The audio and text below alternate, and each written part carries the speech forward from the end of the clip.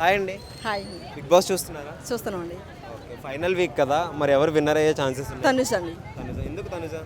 అదే తనుజ అంటే ఫస్ట్ నుంచి బాగా హ్యాపీగా ఆడుతుందండి. హ్యాపీగా ఉంటుంది, దేంట్లో కూడా జంకదండి.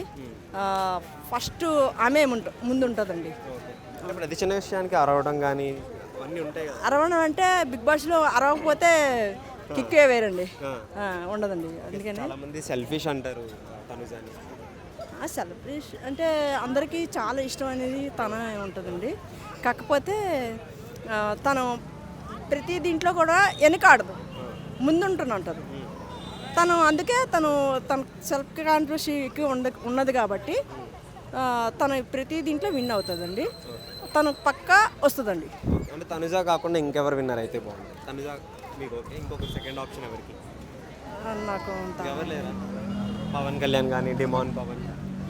కళ్యాణ్ వస్తారండి. కళ్యాణ్ గేమ్ ఎలా అనిపించింది మరి? కళ్యాణ్ అంటే అతను కూడా బాగా ఆడుతున్నారండి. వచ్చి నుంచి చాలా కాన్ఫిడెంట్గా ఆడుతున్నారు, మంచి యాక్టివ్గా ఉంటున్నారు. అతను కూడా అందరు మనసులు గెలుచుకుంటుండండి. అంటే కామనర్గా వచ్చి ఇంతవరకు ఉన్నాడు కదా డిమాన్ పవన్ కానీ, పవన్ కళ్యాణ్ ఎలా ఉంది? బాగా ఆడుతున్నారండి, హ్యాపీ. అంటే ఆర్మీ నుంచి వచ్చాడు కదా పవన్ కళ్యాణ్, చాలామంది ఆర్మీ అని చెప్పి సపోర్ట్ చేస్తున్నారు, విన్నర్ అని అంటున్నారు.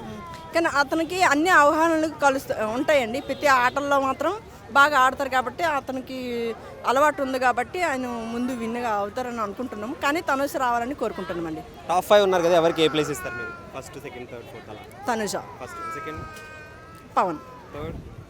అంతే. థర్డ్ ఎవరికి ఇస్తారు? థర్డ్ ప్లేస్ ఇంకా అతని పేరు ఏమన్నా పవన్ అంటే ఓకేనండి. ఇమాన్యుయల్ గేమ్ ఎలా అనిపించింది?